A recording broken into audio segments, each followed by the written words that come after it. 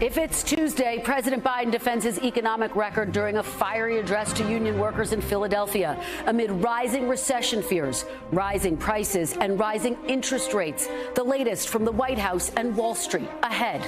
Plus, voters head to the polls in yet another key test of former President Trump's power over his party.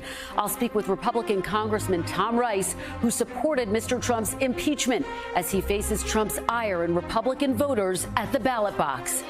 And later, as the January 6th committee lays out its case, there is growing confusion as to whether or not the committee is going to recommend the Justice Department pursue criminal charges. We'll speak to one of the committee's key witnesses ahead.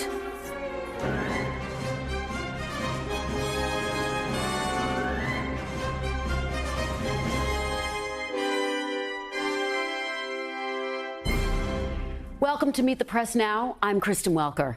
As I just mentioned, voters are heading to the polls today in a number of important primary contests. In a moment, we will dive into the big races, why they matter, and whether former President Trump will get his revenge on Republicans he feels were disloyal. But we do begin with the political and pocketbook issues that will likely dominate the general election this November, the economy, as the White House scrambles to respond to soaring prices and a stock market that has fallen into bear market territory. Today, we received another indication of rising costs, with the Labor Department reporting the price of wholesale goods in America is rising at a near record pace. Gas prices remain at record highs as well, more than $5 a gallon nationwide, according to AAA. Policymakers, meanwhile, are scrambling to address surging costs, with the Federal Reserve now expected to raise interest rates tomorrow at a pace not seen in nearly 30 years. President Biden, meanwhile, hit the road today to address some of those economic fears. In remarks at the AFL-CIO convention in Philadelphia, he acknowledged the pain that consumers are feeling while trying to defend his administration's economic record. And the president tried to pin some of the blame on his rivals at home and abroad. Problem is, Republicans in Congress are doing everything they can to stop my plans to bring down costs on ordinary families. That's why my plan is not finished and why the results aren't finished either. I'm doing everything in my power to blunt Putin's gas price hike. Just since he invaded Ukraine, it's gone up $1.74 a gallon because of nothing else but that. So I have a plan to bring down the cost of gas and food. To delve into all of this, NBC's Kelly O'Donnell joins me now from the White House. Also with me is CNBC's Kate Rogers. So, Kate, let me start with you, because Kelly and I have been talking to our sources at the White House, trying to figure out what more the president, what more the Biden administration can do to address inflation, in addition to calling on Congress to pass certain measures. So how would you answer that question? Are there things the administration can do unilaterally to address inflation? Kristen, it's a great question, and you heard President Biden today. He's repeatedly expressed this frustration with Senate Republicans in particular over the lack of advancement of his own agenda that could potentially help to bring down those costs for American families. He's touting what the administration has already done, adding that inflation is worse around the world than it is here, but also acknowledging it's a huge problem. He's also said that there's little he can really do at this point to control the cost of food and gas, pointing to global challenges, including the ongoing war in Ukraine. The White House and the Fed, though, we have to remember they do have the same agenda, lowering inflation, but they operate separately. So after a meeting between Biden and Fed Chair Jay Powell last month, Biden said he respected the Fed's independence. You know, they do want the same things in the end, but he's not necessarily going to direct them to take any further action. That is interesting. And we know the big thing that we're all focused on is the possibility of the R word, a recession.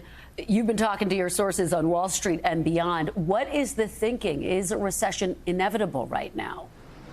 We're hearing so much recession talk. It comes up every day. Fed Chair Jerome Powell has talked as recently as last month about the Fed's actions and having a good chance for what he called a soft or soft-ish landing in terms of a recession, meaning it wouldn't hit too hard. But he's also acknowledged, like President Biden, that there are factors that are just beyond the Fed's control here, like China and European slowdowns that could tip the economy toward a recession.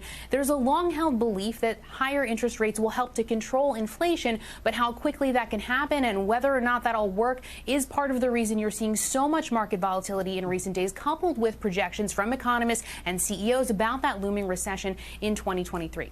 And Kelly, of course, you and I have spent a lot of our time covering this administration, talking about inflation, the possibility of a recession. And now we are learning, of course, that the president is going to travel to Saudi Arabia. Now, officials don't want to discuss specific deliverables of that trip, but obviously oil and gas, a key part of it.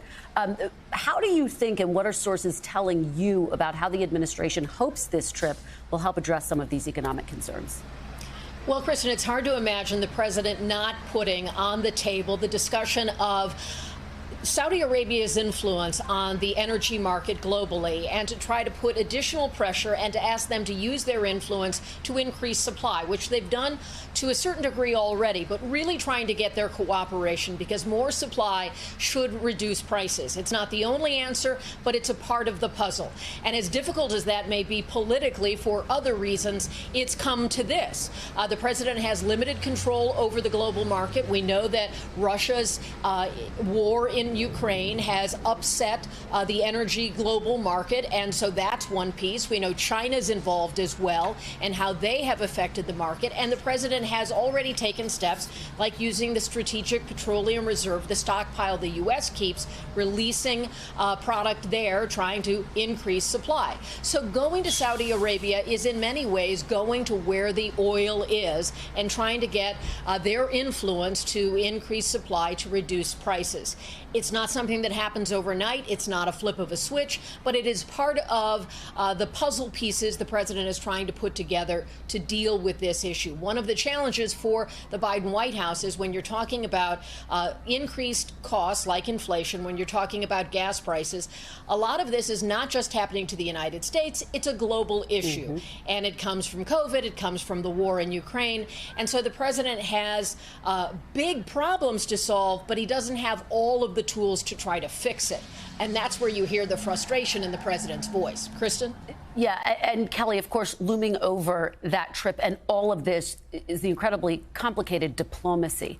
The fact that candidate Biden vowed to make Saudi Arabia a pariah nation, and of course, just recently refused to meet with dictators at the Summit of the Americas. This looks like a potential hypocritical move, given that.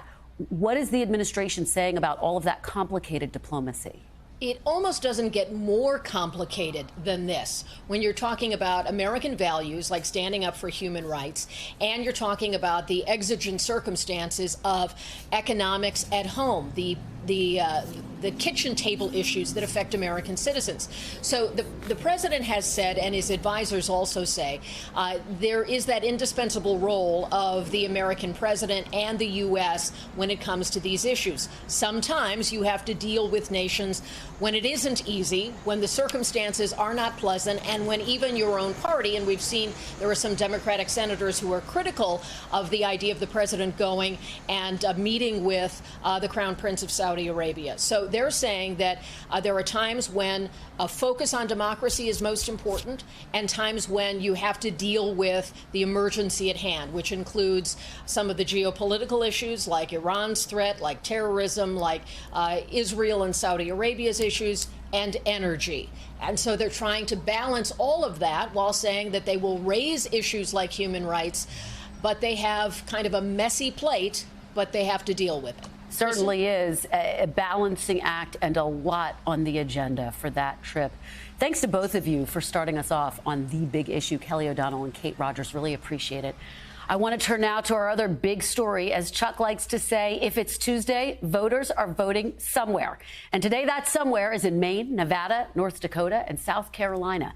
Today's primaries come just a day after voters heard testimony from the January 6th committee that the former president was told by his closest advisors over and over again that he'd lost the 2020 election, yet he continued to repeat false claims of election fraud. And on the ballot today, we've got two races where former President Trump is working to defeat Republicans who were critical of him and the role he played in the Capitol attack. Congresswoman Nancy Mace voted to certify the 2020 elections, and Congressman Tom Rice voted to impeach the former president. Now, both incumbents are facing Trump-endorsed primary challengers and attempting to fend them off in very different ways. Rice is the first Republican House member who voted for impeachment to be facing a Trump-backed challenger and continues to say that former President Trump is not the future of the party.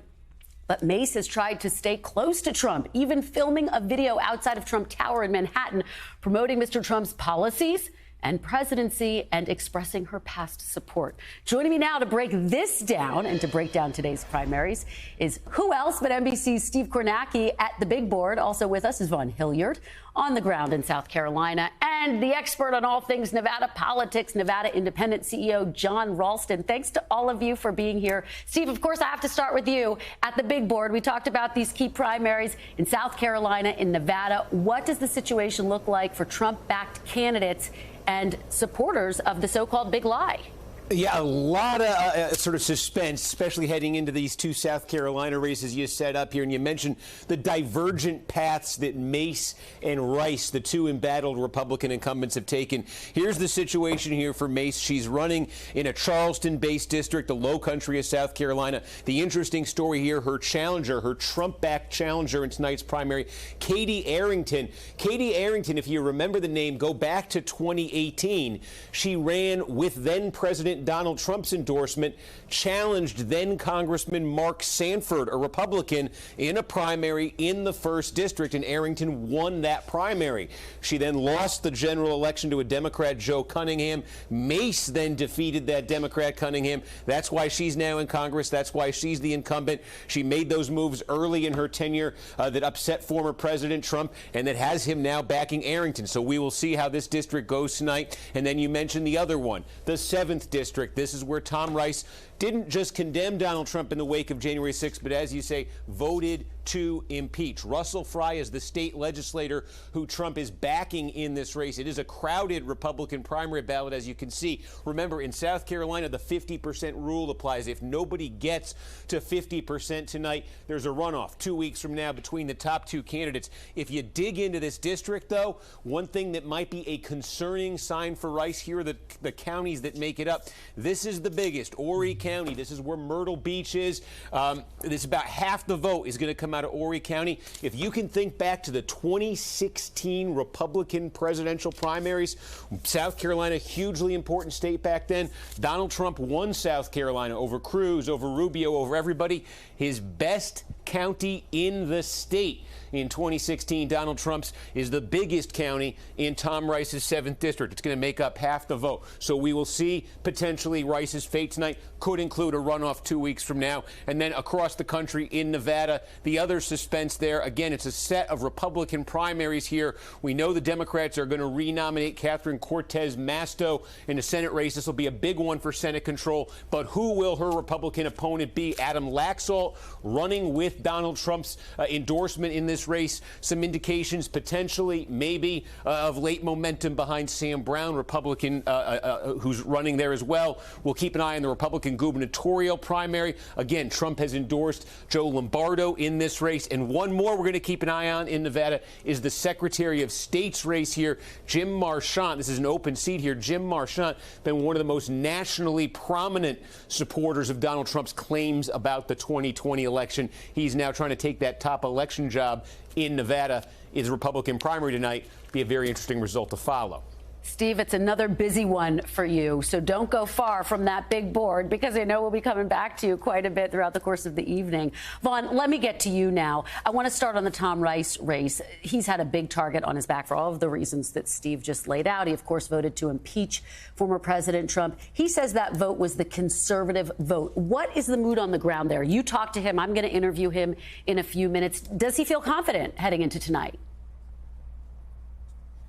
You know, I think the interesting part about Tom Rice's race here is just how much of an outlier he's become in this Republican Party, Kristen. You know, you have seen Liz Cheney up on Capitol Hill help helm these January 6th Select Committee hearings. But then you see other Republicans who have spoken out against Donald Trump, but they've announced their retirements instead of running for re-election in 2022. And that's what makes Tom Rice here so unique, is that he is going face-to-face with Republican voters here, upset over his impeachment vote. And he's having to go and make the case that his vote, in his words, was the conservative one and the one that was just here. And he consistently has said over these last months that Donald Trump is not the future of this Republican Party. The big question is, when Donald Trump comes into your backyard, endorses another candidate against you, can you still win here in the year of 2022 with not only out Trump's blessing, but also when Trump comes into your backyard and calls you atrocious and a bad person who stabbed your own political party in the back? Well, we are going to find out tonight. Vaughn, you also talked to Nancy Mace, and what is so fascinating about her strategy is that she's tried to walk this very fine line. She stood in front of Trump Tower, effectively tried to say, hey, look, I'm still aligned with former President Trump. You talked to her. What did she tell you about this strategy? Does she have any regrets? Does she think this was the right course? Does she think she's going to win? No, whereas Tom Rice will tell you exactly what he thinks about Donald Trump here today. Nancy Mace, she does her best to avoid answering that question here. You know, I think everybody should recall just 11 days after after the January 6th insurrection, she went on Meet the Press and told Chuck that the Republican Party needed to be rebuilt. It needed to go through a reconciliation process because Donald Trump put the members of Congress in harm's way on January 6th. And yet, fast forward to where we are today. You know, I was with her yesterday down in Hilton Head, South Carolina, and she, despite repeated attempts to ask her this question of whether she thought Donald Trump could still have a role as a leader in this Republican Party, she kept evading the question and suggested that there was room for lots of leaders here in this Republican Party. This is a Congresswoman who is running against Katie Arrington, who I actually just spoke with literally 10 minutes ago here in Mount Pleasant, South Carolina, who also has the backing of Donald Trump and is running a fierce campaign to essentially oust the incumbent Congresswoman. And now Nancy Mace is trying to make the appeal that she has served this district well and is focused on issues like inflation, gas prices, the baby formula shortage, issues that matter to voters here in this district, and is trying to move away from the Donald Trump conversation. Well, your interviews, your reporting continue to be fantastic, Vaughn. Thank you for those insights. I want to turn now to Nevada and John Ralston. Thank you, John, for being here. We really appreciate it. Look, the Trump effect is going to be tested there as well. The Senate primary, where former State Attorney General Adam Laxalt led the state's effort to challenge the election results. So it's sort of looking at it from the other side. But interestingly, he's facing a tougher than expected primary from retired Army Captain Sam Brown, who seems to be having a little bit of a last minute surge. How seriously are you taking this surge, John? Kristen, Sam Brown has surged in this race, but he has surged from essentially nobody ever heard of him, being 50 points behind Laxalt, who's been anointed by Trump, and as you mentioned, was the lead election denier in 2020, trying to get the election overturned for Trump. But Sam Brown is still well behind. The Nevada Independent did a poll just about a week ago or so, Kristen, and he was still 14 or 15 points behind. The Brown campaign insists that it's a single-digit race, and if the turnout is right today, that they have a chance to win. I think it's very unlikely, but I assure you, Kristen, that Laxalt has been worried about this because they have brought out the Trump endorsement so often, because Ted Cruz has come out for him. You see Matt Schlapp of CPAC has come out from him. Matt Schlapp, by the way, was in Nevada with Laxalt in 2020, making up stuff about the Nevada election, and they pulled out all the stops. His Ron DeSantis, who was his roommate at the Naval Academy, has come out to help Laxalt. So they have taken Sam Brown seriously because Sam Brown has a great story to tell as a veteran who was horribly wounded and came back from that. But no one in Nevada knew anything about Sam Brown until this race. So it's remarkable that he is where he is against a guy like Laxalt, Kristen. You know, it's interesting, John, because these races are really the first ones to come after the January 6th committee hearings have gotten underway. Do you get the sense that Nevada voters are paying attention? Do they care? Could this chip away at some of the support for these Trump-backed candidates? Maybe not now in the primaries, but potentially in the general?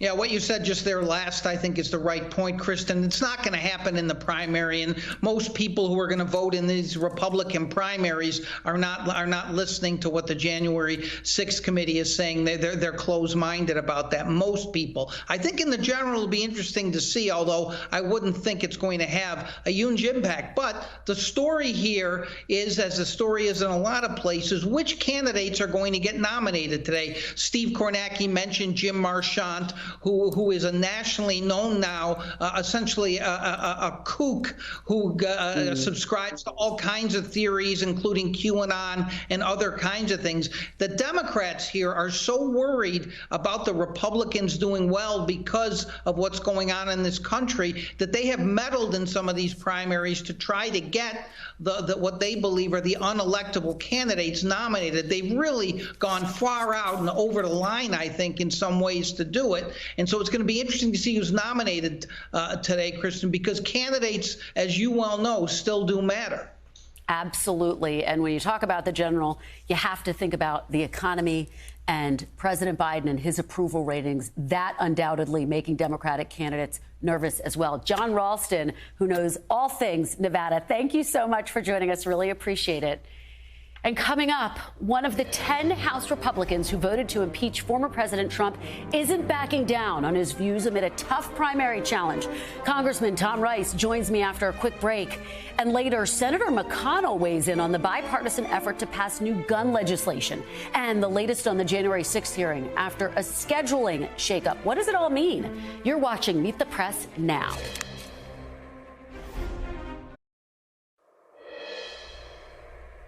Welcome back. As we've said, a lot of eyes will be on tonight's Republican primary election results out of South Carolina's 7th congressional district. Why?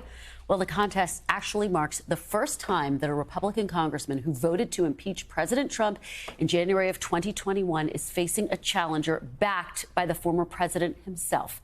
Joining me now is South Carolina Republican Congressman Tom Rice, who's trying to fend off a primary challenge from the Trump-backed state representative Russell Fry. Congressman, thank you for joining me this afternoon. I appreciate it.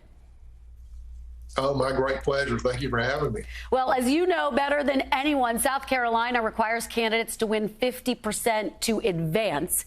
You are facing 6 other Republicans. So just to start off, what does success look like tonight? Does it just look like getting to the runoff?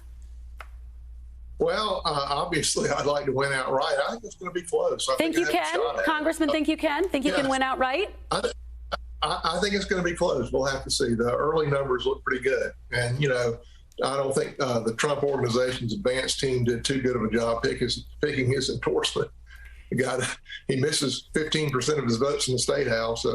He's not exactly everything he says he is. He's not. So it helps our chances. Well, you told my colleague Vaughn Hilliard yesterday that Donald Trump is not the future of the Republican Party. And again, you voted for impeachment. You are now arguably in the fight of your political life. We know that you've received death threats even over that vote to impeach the former president. Do you regret anything about voting to impeach? Absolutely not.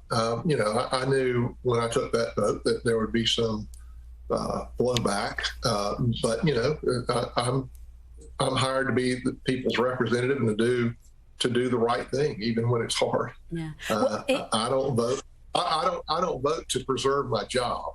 I vote to do the right thing. My allegiance is to the Constitution. I take an oath to preserve the Constitution.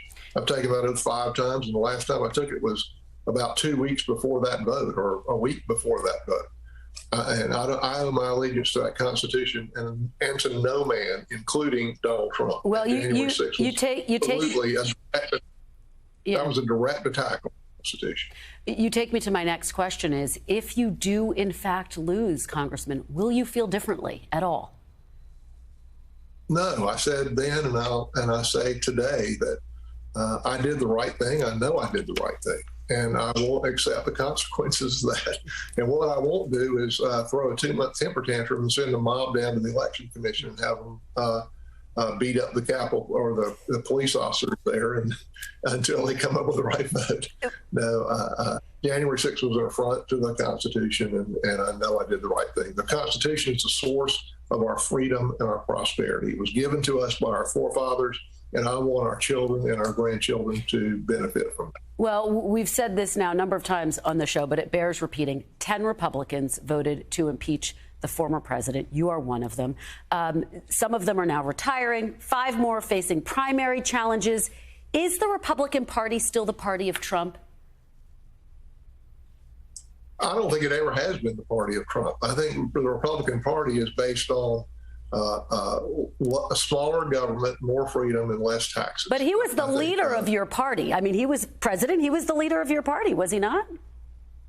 And is he still? I mean, to the extent the president is the leader of our party, yeah, I guess you could say that. But I think our party is not about allegiance to a man. I think our party is about the principles that I mentioned and preserving the Constitution. Just moments ago, you told my colleague Hallie Jackson on MSNBC, quote, "We need to get past Donald Trump." How should Republicans do that, Congressman? Oh, I mean, it's already happening. You see more and more people that are question the things he's doing. You know, what he's doing right now with this, what I call the very presidential revenge tour, is unprecedented for anybody in any party in the history of America that I know about, that an ex-president would go and play in congressional primaries to try to purge the party of people that he disagrees with. That's absurd. So, and I think more and more people are facing up to that. And if you look at his poll numbers, they dwindle every day. I don't think he has a pathway to be president again. I think he is a narcissist. I think he craves attention. And as long as he can get attention, he will try to remain the standard bearer. But in the end, I think he's harmful for the Republican Party. I think more, you know, to win an election, you can't just win the people that claim to be a Republican or a Democrat. You have to get independents too, and maybe even a few moderates on the other side. It's interesting, Congressman. It's interesting because you're saying you don't think he has a path, and yet all of the conversations that I've had, a number of them with Republicans, they tell me they do think that he has a path. In fact, they think he could potentially clear the field. So what do you know that they don't know? I think he has a path to the nomination. I think he would win, or he would likely win the Republican nomination, but I don't think he has a pathway to be president again. You know, it's interesting. I think he lost the first time by 5 million votes. And then in the meantime, he cost us the House. And then he lost the second time by 7 million votes. And then he cost us the Senate. I mean, how much more do we want to lose? And all that was before January 6th. Yeah. So he lost a lot of his base on January 6th. I would say 10 or 15% of his base. If he couldn't win with that base, how's he going to win when he's lost 10 or 15% of the base? So I just see no pathway for him to be president again. The only thing that gives him hope is how badly the Biden administration has failed. And the American people recognize that, and that's why President Biden's poll numbers are in the tank. And if it weren't for that, Donald Trump wouldn't even be in a conversation, I don't think. The fact that the president failing so miserably is what gives Donald Trump hope. It's interesting because former Attorney General Bill Barr said earlier this year on the Today Show that it would be a mistake for Republicans to nominate Trump in 2024, but that he would support him if he's the nominee, that he would support the Republican nominee. Do you feel the same way? Would you, as a Republican, support whoever the Republican nominee is, even if it's Donald Trump? The way that I would support Donald Trump, and I think there's no way he can win the presidency. I think in a primary, I would support pretty much anybody else to be the Republican nominee. But if he was the Republican nominee, the only way I'm not saying I would vote for the other side, but the only way I would support him is if he apologized to the country for what he did following the election and leading up to January 6th. Okay, interesting. So that's not a no. Very quickly, I have to get your reaction to the January 6th committee hearings. There's a divide within the committee about whether they should make a criminal referral to the Department of Justice if they perceive there to be criminal activity. What say you?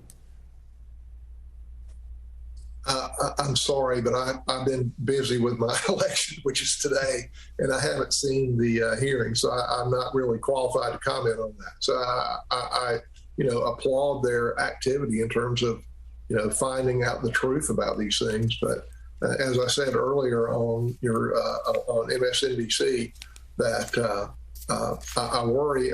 I said this at the time the committee was formed. I think Mr. McConnell in the Senate made a big mistake when he killed the bipartisan committee. And then when Ms. Pelosi wouldn't allow Republicans to put their members on the committee, I think that took away any hint at bipartisanship. So the committee is speaking, unfortunately, mostly to the people on the left. And I think it's going to be difficult to convince people on the right. I think one of your earlier speakers, as I was waiting, said the exact same thing. And I think they're preaching to the choir mostly right now. And you did vote in favor of the committee, Congressman. I voted in favor of the bipartisan committee. I did not vote in favor of this partisan committee that we have there. Well, we really appreciate your joining us on what I know is a very busy day for you. Republican Congressman Tom Rice of South Carolina, thank you. Good luck. We do want to note that we did invite Rice's challenger, Russell Fry, to come on as well, but his team did not respond. Coming up next, we'll have the very latest from Capitol Hill, breaking news on the effort to pass gun reform. Plus, we'll try to cut through the confusion and tell you what's next for the January 6th committee and whether criminal referrals, as we were just talking about, are in the works or not. You're watching Meet the Press now.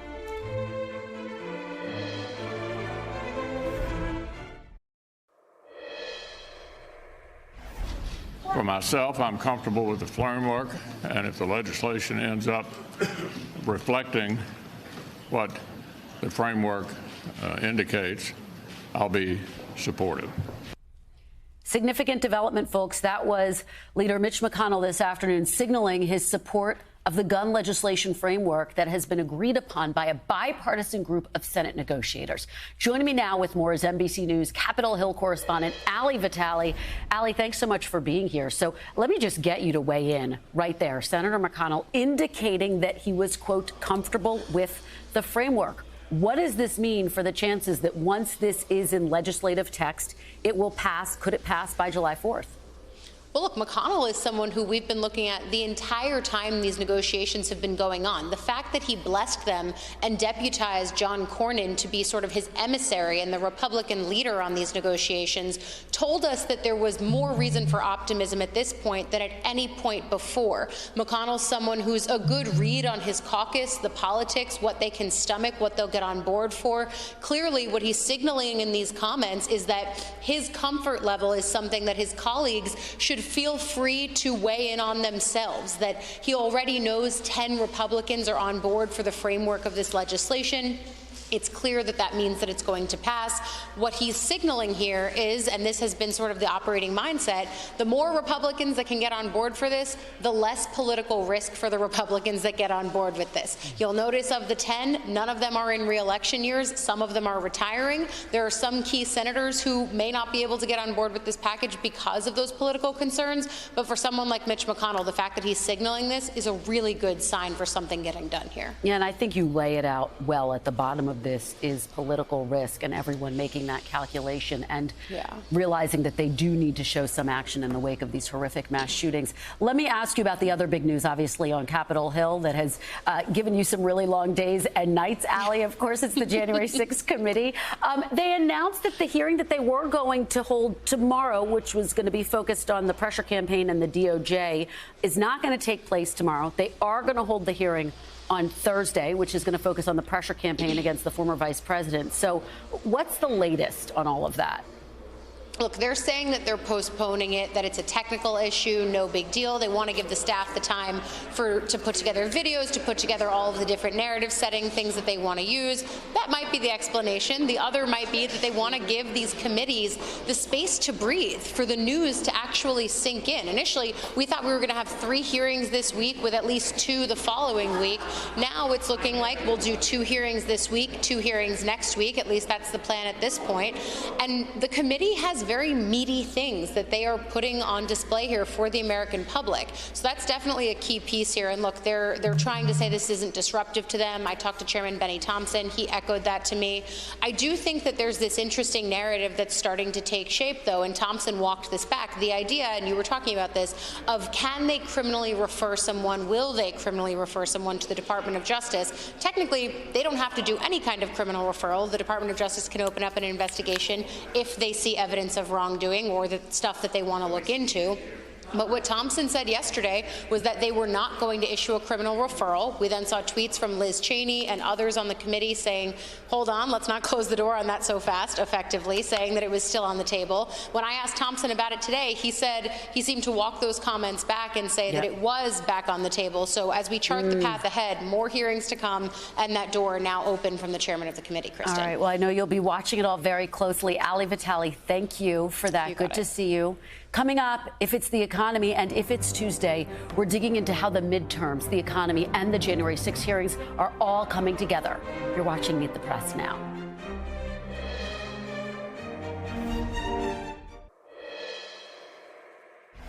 There are a lot of things on the minds of the American people, and it's really not January 6. Democrats have enjoyed unilateral control of Washington for 17 months now, and we all know the results. Everybody can see what has been wrought by that. We've got record inflation, soaring gas prices, unhinged crime in our cities, and uninhibited illegal immigration. The truth is this. The Democrats could hire an army of broadcast media executives to try to boost their ratings, but it will not change the simple facts. This election will be about 3 I's and really nothing else: inflation, illegal immigration, and incompetence. Welcome back. That was Louisiana Republican Mike Johnson slamming Democrats today for their focus on the January 6 committee hearings as voters look for leadership on the economy, he says.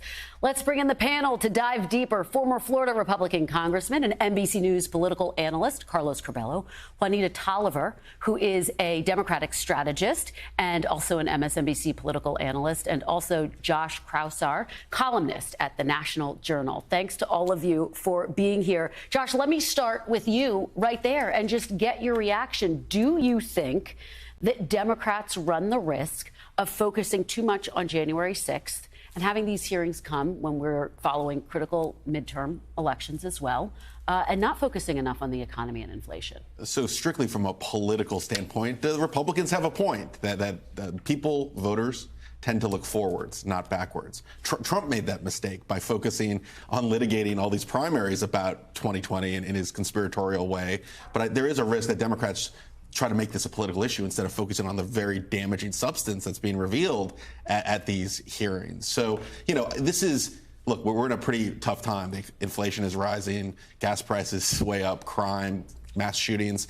Democrats need to be careful not to focus on what happened in the past, even as it's very important to the hearings right now. Juanita, what do you make of that? And I've been talking to sources at the White House and Democrats who say, look, we are going to weave this into a broader narrative about Republicans in the midterms, the ultra MAGA narrative that they want to try to prove. But are you comfortable with that? Is there a risk in that?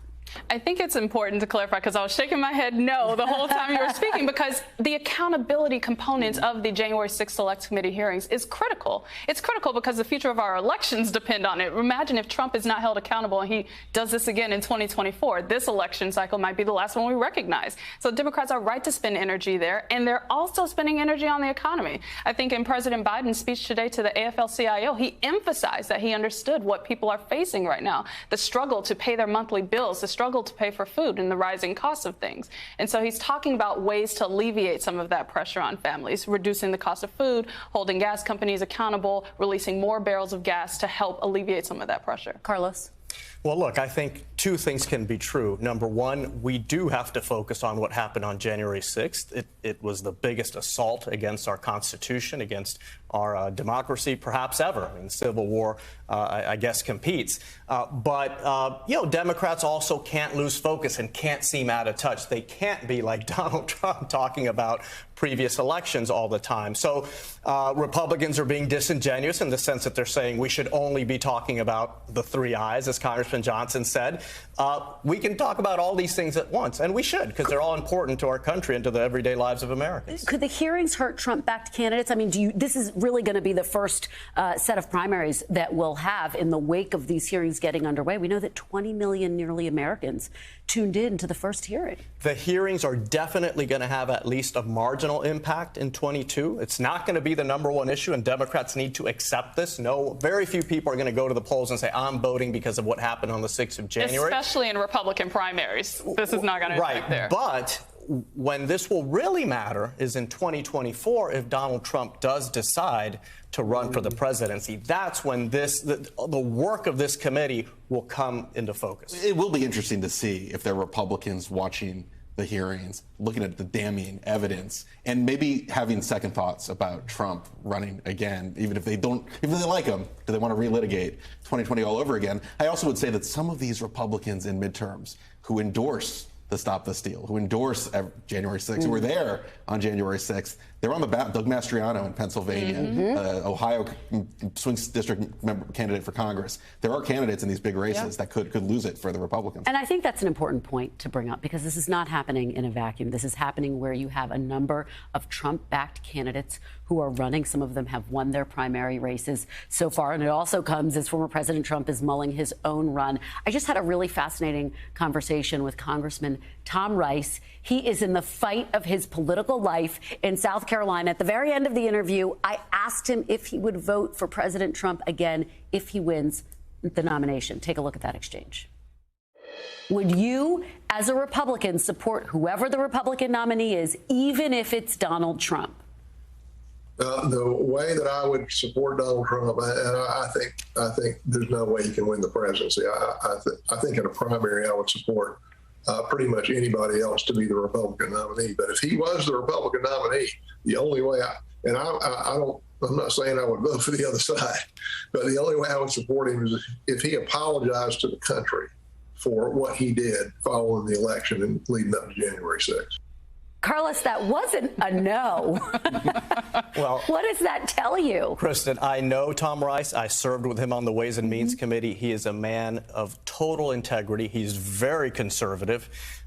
What Tom Rice told you is that he's not voting for Donald Trump because Tom Rice knows that Donald Trump will never apologize for anything. So Tom Rice is out when it comes to Donald Trump in 2024, and we'll see what happens to him tonight. But he's been very courageous. Josh, what did you make? Go ahead. What did you make of that? Politically, even someone who's as anti-Trump as Tom Rice still knows the Republican electorate likes Trump, right? There are even people who want Trump to move on, but they still like Trump's job as president, and that's, I think the voters still voting, Republican voters still voting in South Carolina, so I think that's a little bit of a nod to just how pro-Trump the Republican electorate is. And, Biden is on the ballot as well, in some senses, and you have some candidates who are being challenged by the left, some Democrats.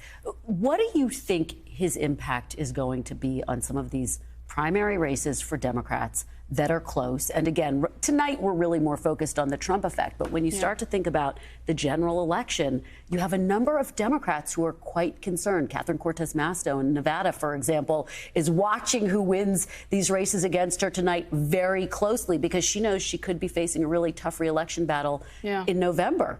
Yeah, I think about those Democrats, and I think about the fact that one of the things that Biden did mention in his address to AFL-CIO was the contrast, the alternative of what the nation would get if they do elect MAGA Republicans, which we know they've been running with that frame for weeks now and testing that out. It's a question of whether or not voters are going to go for it. And I've also heard some reports about Democratic-backed outlets and strategists promoting some of these MAGA candidates, which in my opinion feels like a bit too much of a risk to take because there's no guarantee general election voters will reject them, right? Trump still got millions and millions of votes. I actually think that's a huge scandal in California. House Majority PAC funded an ad criticizing David Valadao, who looks like he survived his primary, for impeaching Donald Trump. I mean, if that's not cynical and hypocritical, I don't know. And risky, potentially. $20 million, I reported, is going into these Republican primaries, electing MAGA Republicans. It makes the Democratic argument that Republicans are a threat to democracy a little bit hollow if they're By the way, they're trying to get these doing guys this elected. as the January 6th committee is doing its work. The optics are horrible. Well, again, and it's potentially risky. When we talk about, from their perspective, I would imagine, given that, as you're saying, the broader goal is to defeat these candidates. When you talk about President Biden, though, something fascinating happened over the weekend, which is that Alexandria Ocasio-Cortez declined to say she would support him in 2024. How big, Josh, take it, how big of a problem is that for the president? It's a big deal. I mean, the progressives never really like Biden, and now that they haven't gotten anything delivered, not big legislation accomplished, they're starting to rebel. So you're going to hear more of that. It's not just AOC. There are a lot of progressives getting restive. I don't think they don't like Biden. I think they feel like they've been pulling Biden the entire way. They've been pulling for bits and pieces this entire administration and haven't had it delivered on through him. Remember, Biden ran as a candidate who had 20 years of Senate experience, who could get deals done. Every time it came time to deliver on a deal, it didn't happen. And so those progressives are looking like what gives. And that also reflects some of the energy of the broader electorate, too. Well, a lot at play, a lot to watch. Thanks to all of you for being here. Really great conversation, Carlos, Juanita, and Josh. And as we look ahead to the January 6th committee's next hearing set for Thursday, I do want to bring in one of the witnesses at yesterday's hearing, a key election official who testified about what it was. And I'm just being told that we did lose the guest. We were going to talk to Al Schmidt, who was the city commissioner in Philadelphia. So let me go back to the panel. We have a whole lot more time for the panel, and we can pick it up right there because, Al Schmidt testified that he stepped down. He resigned from this position in Philadelphia because of the pressure campaign by former President Trump, and that when Trump mentioned his name, all of a sudden he came under verbal attack, his family came under attack, and it just was not sustainable. How compelling do you think that type of testimony is to hear from those firsthand witnesses about how they were pressured? Kristen, I think it's critical. I mean, it shows everyone the magnitude and the ramifications of everything that happened. I mean, some people literally fear for their lives, and that's why they're leaving public office. And by the way, that's a very dramatic example, but just across the street here, you have dozens of members in both parties who are leaving Congress because they can't take it anymore. And we now have Al Schmidt. So let me bring him in so that he can speak to this himself. Thank you so much for joining us. Apologies for the technical difficulties. So let me just get your reaction to having testified yesterday. Do you think that the committee is doing a good job of presenting the case against former President Trump, given that you were one of the people who was there testifying against him? Oh, I don't think there's any doubt about that. It's clear the committee has done a whole lot of work in a very short time and organized these hearings, I think, in a very compelling way.